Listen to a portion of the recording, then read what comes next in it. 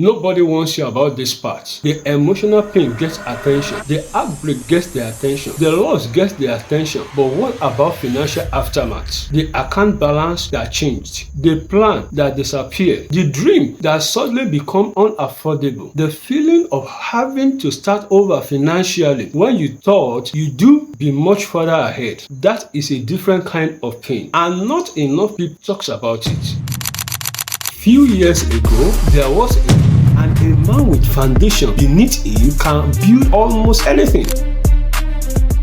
Welcome back to the channel. If you are new here, this series is for people rebuilding their life after a difficult season. The season that affected not just your emotions, but every areas of your life. If you have been following the rebuilding journey, thank you for coming back. Today's conversation is about something deeply personal for many people: money. Not from a financial expert perspective, but from a human perspective. Because financial setbacks don't just affect your wallet, they affect your confidence, your peace, and sometimes even your sense of identity. So stay with me. Maybe you have been there. You look at where you are financially and compare it to where you thought you'd be by now. You expected more savings, more stability, more progress. Maybe a divorce changed everything. Maybe a business failed. Maybe a job disappeared. Maybe life simply became more expensive than you expected. Whatever the reason, the gap between expectation and reality can feel discouraging. And if you are not careful, you begin attaching your worth to your financial situation. You start believing that your bank account says something about your value as a person. But that is where many people get trapped. Before we continue, if this message reminds you of someone rebuilding financially after a difficult season, share it with them. Sometimes people need hope as much as they need practical advice. And if you are committed to rebuilding every areas of your life, subscribe and join us for journey ahead. One of the hardest part of financial setback isn't the money. It is the story you are telling yourself because of the money. I should be further ahead. I failed. I have fallen behind. Everyone else seems to have figured it out. Those thoughts are heavy because they don't just affect your finances, they affect your mindset. When your mindset suffers, everything becomes harder. The truth is, financial setback happens to good people, responsible people, hardworking people. Life is rarely as predictable as we hope it will be. And your current circumstances do not automatically define your future possibility. We'll be right back after a short break. And when we return, let's talk about what a healthy financial reset actually looks like. Because rebuilding begins long before the number changes.